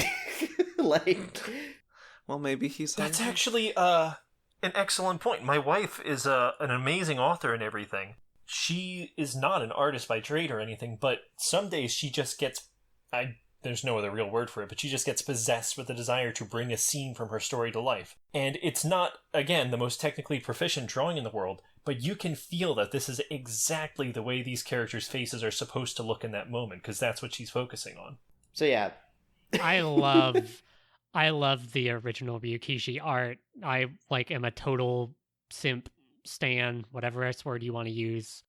I just think it's so good. Yeah, the expressions are so good. I have been championing it all along, and I'm very glad everyone else feels the same way. Like you were saying that you preferred the old art, and I started the game with the new art, and I was like, "Ooh, this is pretty snazzy." And then I switched to the old art to look, and I was like, "Oh, that's kind of gross." And then I stopped reading it for 2 weeks, and then when I picked it back up, I was like, "I'm gonna read it with the old art," like Jen suggested, and I was more drawn in. Like, it was still the boring introduction section, but I was like, "Oh, this is weirdly better to read."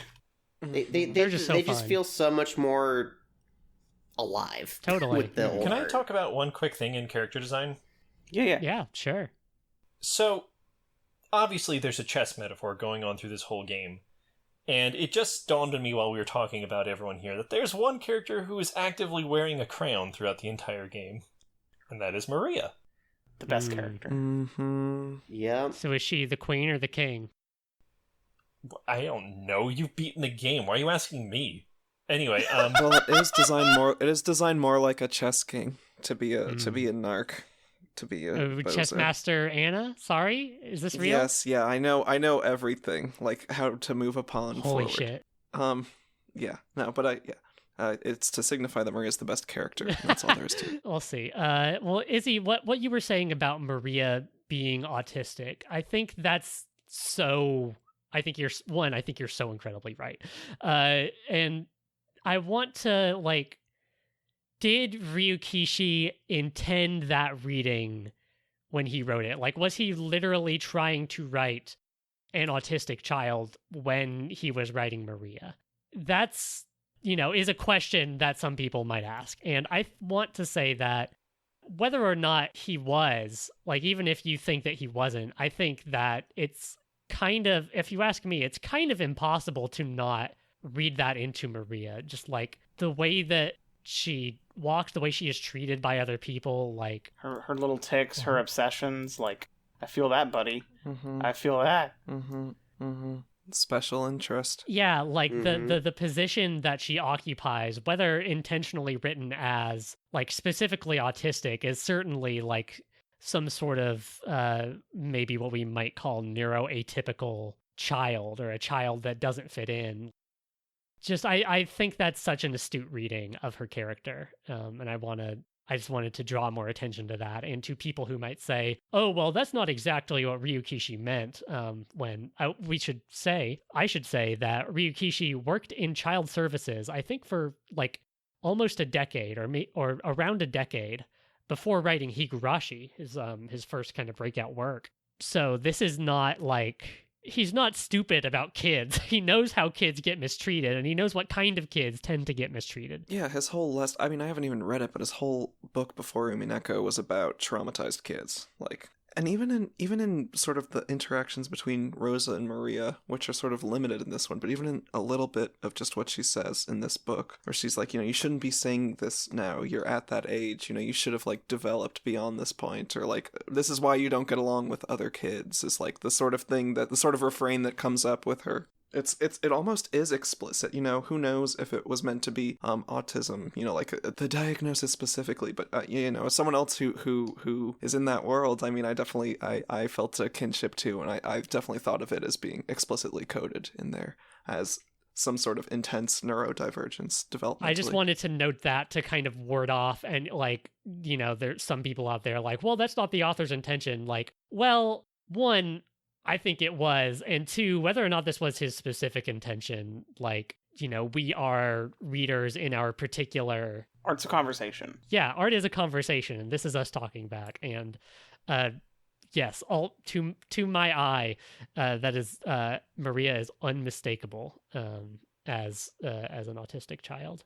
I do want to say thank you for bringing up his history with child services, because I did not know that, and I was very cynical. Was like, there's no way but I'm like, okay, he knows how kids can be. That makes sense. Exactly. Like, me reading it, I felt like she was a pretty good. I really identified with the autism in her, and I didn't feel like it was playing it in too bad of a way. And like Rosa's interaction was like I mean, it made me hate Rosa. Like, at first I was like, Rosa's my favorite because she seems to be the least shitty one. And then all of a sudden Rosa did that, and I was like, oh, Rosa's the worst one. Oh, what a... Well, there's so much going on with that. Like, there's so many different angles to come at this. So, okay, so the cousins come back up, and Maria tries looking for her rose that George marked for her earlier, and she can't find it. Mm-hmm. And she gets really upset about that. And Rosa comes out after, being in this very intense financial discussion with her siblings, and basically can't handle Maria,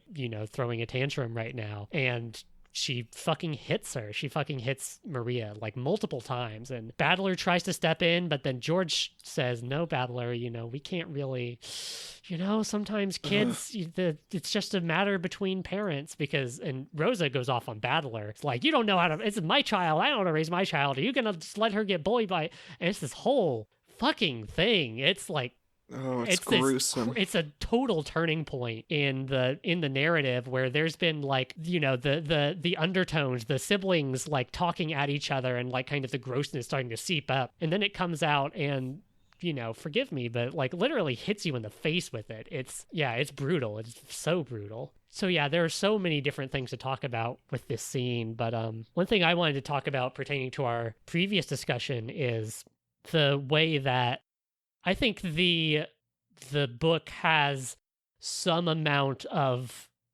call it sympathy, call it understanding for Rosa. I don't think it has any sympathy for what she's doing.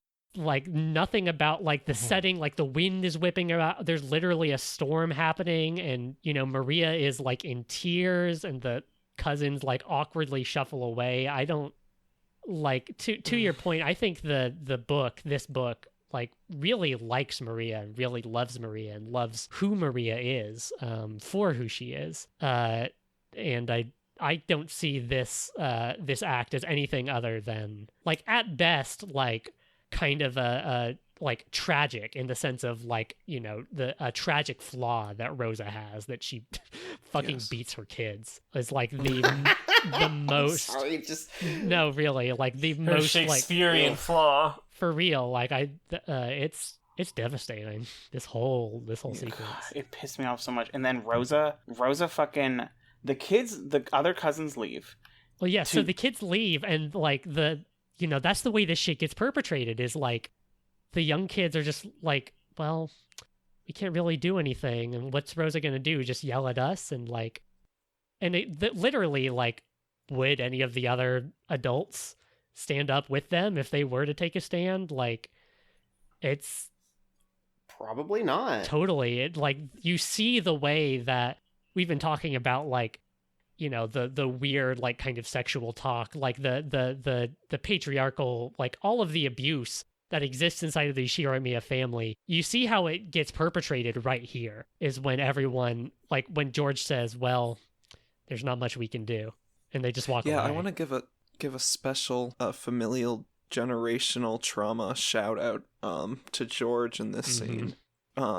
George for it sort of shows what he's inherited from his parents too, because Hideyoshi especially, at this point we know he's all about how you present yourself to sell a product to be the most palatable thing at any given time. You have your special fake Brooklyn accent when you're around everyone else. You look the lady in the eye and say, "Oh, ma'am, you're looking right beautiful today." Yeah, literally to sell a product, and you turn it off when you need to. Whatever it takes to be palatable and sell a product at whatever cost is his whole thing, basically. That's literally his whole character. That and he's a wife guy. And George at this point is like, he shows his colors, and how as an adult who's, George's whole arc is like, he's grown into he's good with kids, he's good with the parents, he's a fine businessman and a fine grown man, he's learned how to behave, but it's like this whole time he's good with kids and he's being good with Maria. He's the one who can connect with Maria. When she's getting abused, he can't stand up for her because he knows that like the proper thing to do is to not get involved when it's someone else's business and not make a scene, even if it's a child being beaten. So like, special shout out to George for like inheriting that shitty trait of his parents. Yeah, like George as the adult of the cousins, like it takes on a totally different meaning here because you realize, oh, he, whether you read this as a positive or a negative trait, he knows how to play the game, and he knows the rules of the game of the Ushiramiya family, and he knows that, like, rightly or wrongly, he believes that that's just the way it is, you know? Sometimes parents just got to take care of parent stuff their own way, and, you know, I'm not part of their specific family. I can't really do anything. And it's just, like, the indoctrination of it. Yeah, two-facedness is... Yeah, that really pissed me off. I was like, George, you piece of shit. Like, yeah. Ugh. And then, what happens next, the kids leave. And then, fucking... Maria and Rosa are still there, and Maria refuses to leave without the rose, and Rosa's like, okay, well then, she doesn't say this, but effectively she's like, okay, we'll die in the fucking thunderstorm then. I don't care. And then she fucking leaves. Goes to sleep. She fucking leaves and takes a nap, and I'm like, I get it, naps are nice, but like, I was so livid during that section. Like, I was just like, okay, Rosa's the fucking worst. There's no redeeming her. She's dead to me. No. Yep, me too. That was my exact As she's reaction. walking away, the narrator, the third-person narrator, like, notes that Rosa isn't leaving because or the way the narrator puts it, I guess I should say, is that, like, Rosa is worried that she will continue to hit Maria if she sticks around. So she removes herself from that situation, which is a very generous read of that situation. But two, like, also probably true, you know, this is the way that abuse happens. It doesn't happen from strangers in vans offering you candy. It happens from, like, fucked up relationships with people who you were already close with. And, like, abusers aren't, like, mythical dragons who, like, aren't also human beings. Like, maybe Rosa totally did feel bad about what she was doing with Maria and, like, left to cool her head for a little bit and thought, well, I'll come back out, and, like, she falls asleep. Like, maybe that is what happens, but the bottom of the matter is, like, Rosa is an adult woman and Maria is 9 years old, and I don't care like how bad you feel about it, because later she comes back and she's like, oh, Maria, how could I do this? Oh, Maria, I'm so sorry. I'll buy you your special candy or whatever the fuck. Like, it doesn't matter how fucking bad you feel about it. Like, that, you did that.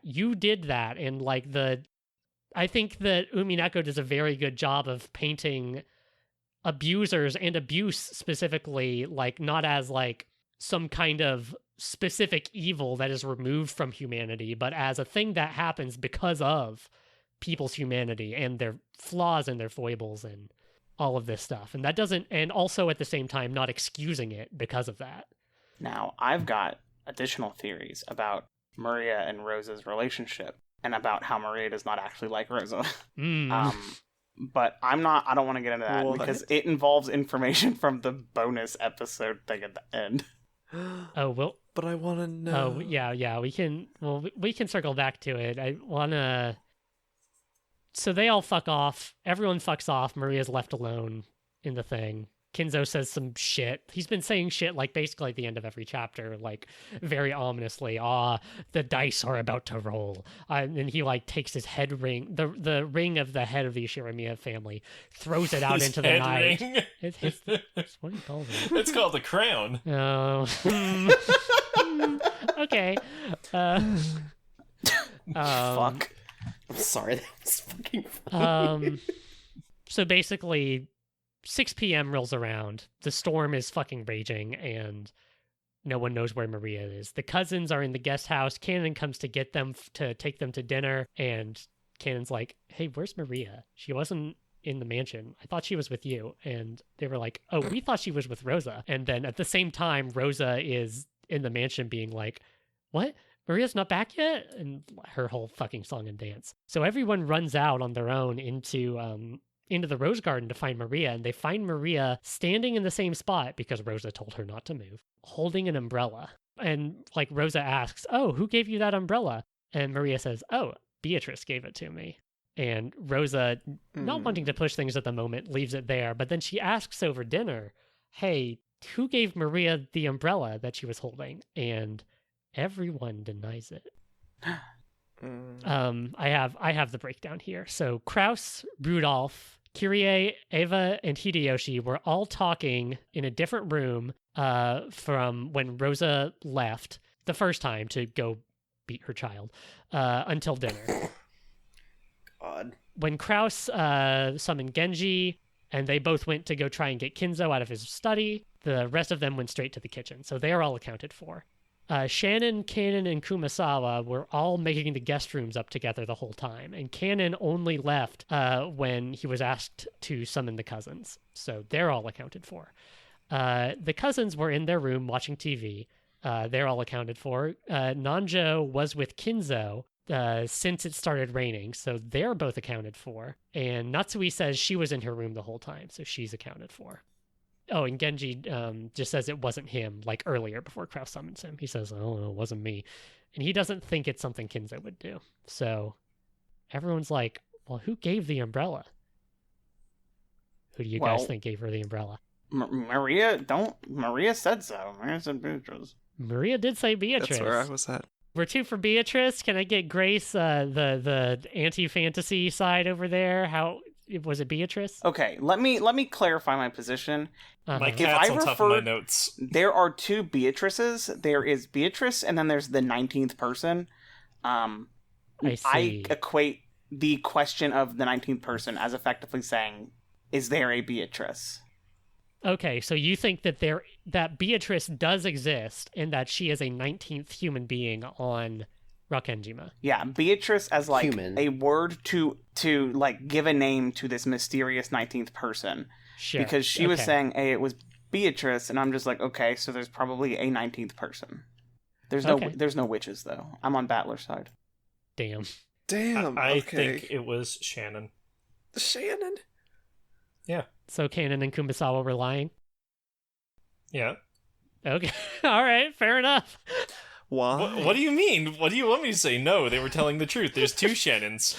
She can actually throw one of her tits and it spawns another Shannon. Umineko is about these logic battles, but you're just out here to provide definitive answers to questions. Grace, do you have an opinion? I would say it could be likely that it was Shannon, possibly, due to the fact that, she's the one who, told another story about Beatrice, and, she was also at the mansion. Oh, wait, no, was she? She, Kanon, and Kumasawa were all making guest rooms together the whole time. That's right. So they were in the mansion, and, who's to say that Shannon walked by, saw Maria in the garden and was like, oh, let's do something nice, because it's not out of character for Shannon to that's an interesting break point. her mold of furniture. She very obviously has feelings because she's a character. Who, part of me wonders, does it matter who gave Maria the umbrella, it kind of doesn't. Rosa even says that. I'm not trying to pin a crime on anyone. I just want to thank you. But they all I feel like it does matter. Not necessarily. It matters in about 10 seconds. It matters. Well, that's true. Well, it in the context of in about what happens in a 10 seconds might just happen regardless. Who's to say?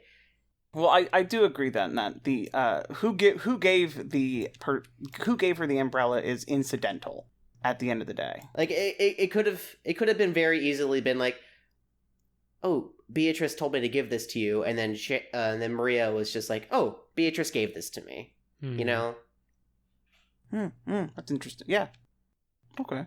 Well, there's this kind of kerfuffle at dinner, but dinner proceeds, and then after dinner is over, Maria pulls out a letter that is in Kinzo's personal envelope and sealed with wax that has Kinzo's ring embossed or, pressed into it. And they ask her, who gave you that letter?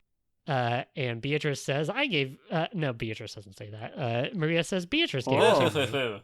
I know. Beatrice shows her hand early, I see.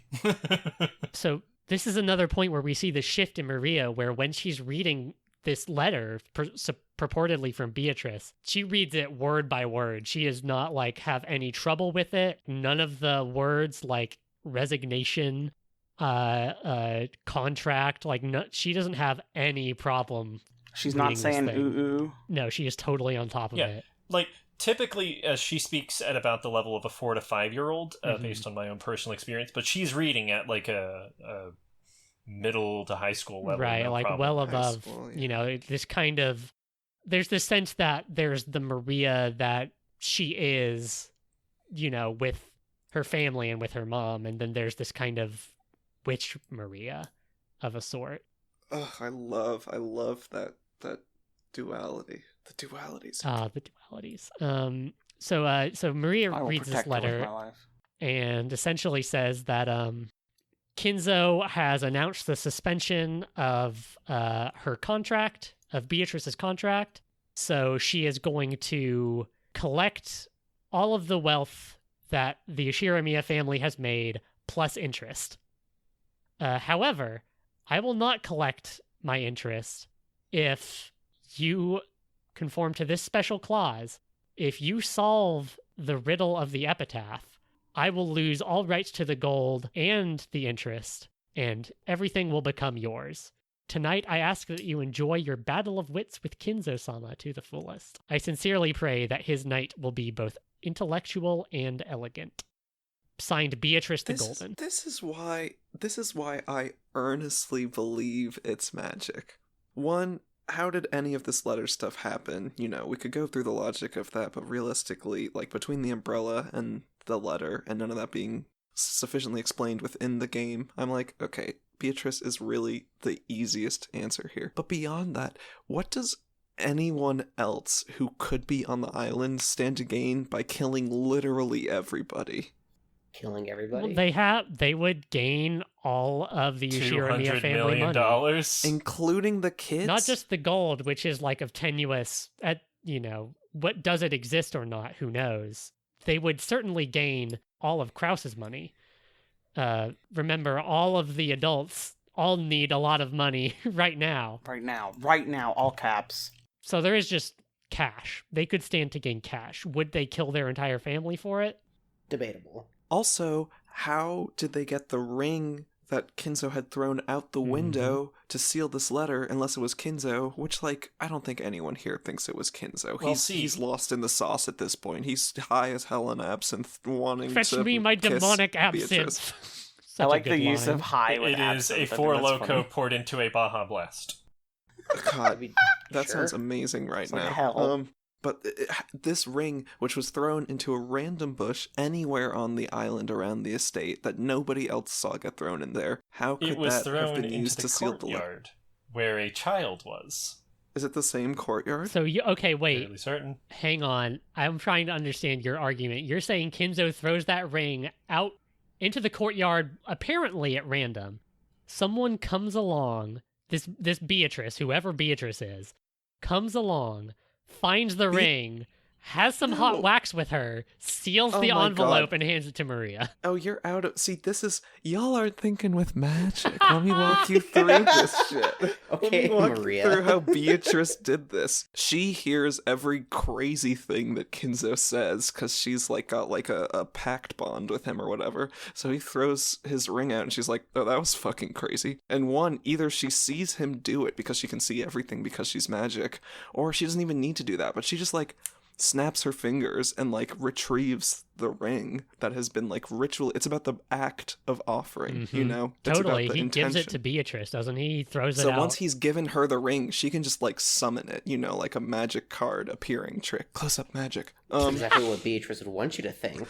And then wax. I mean, who the fuck? She could apparate any of that stuff. She can just make that shit appear with magic. That's the power of magic. Is she like clones one of his letters or like swoops it out of his office, and she can drip wax from her fingers. It's fucking magic. She's capable of literally anything. She's Yeah, the but all-powerful Hideyoshi witch. makes She summoned 10 tons of gold. She can do any of this stuff easy. If you're thinking with magic, it is so easy to explain all of this. But that's why you don't think with magic, because then it's like, what the fuck am I reading? Magic gotta- school bus? Who cares? I'm here to Okay, solve the okay. mystery. Chessboard There's around. 18 people on this island. At least one of them's a bastard, and I want to know who it is. And I don't just mean Goda. Okay, I love the Magic School Bus, so back the fuck up for a second. Ishiramiya, Maria, and Battler are here with us right now, present.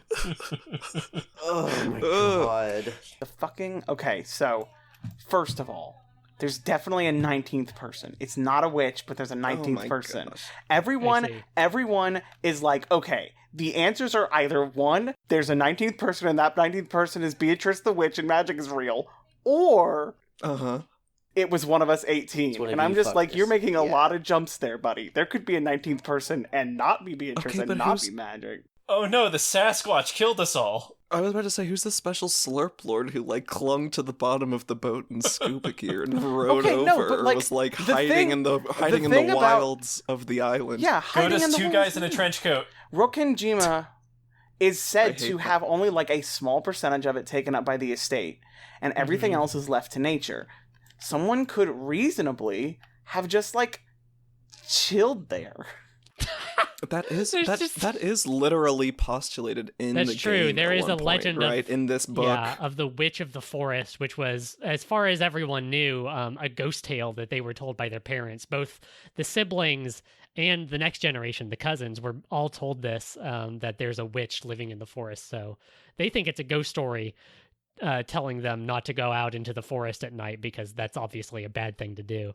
But Izzy, maybe there just is a witch in that forest, just living in a hut somewhere. Yeah, of someone just like eating like raw ass like rabbits and sparrows, like totally butt ass naked, running around the forest biting their time until the meeting comes. And someone that Maria would recognize as Beatrice. Oh yeah, she's also beautiful and well kept. Yeah, they made a beautiful dress out of rabbit skins. Yes. Exactly. Oh my god. Okay, some very compelling opening salvos from everyone here. Why don't we either, I'm not quite sure how this is going to come together. Maybe we will take a break. Maybe we will take a break from this particular podcast and start a new one. Who knows? But for you, the listener, please continue to stick around and join us right back here for more of Golden Truths. I'm gonna get a fist fight in here. Twitch.tv/IzzyTimeStream. You're screaming over the music that's fading up around you. Go follow me. Give me your money. Witches are real. God. Fuck witches.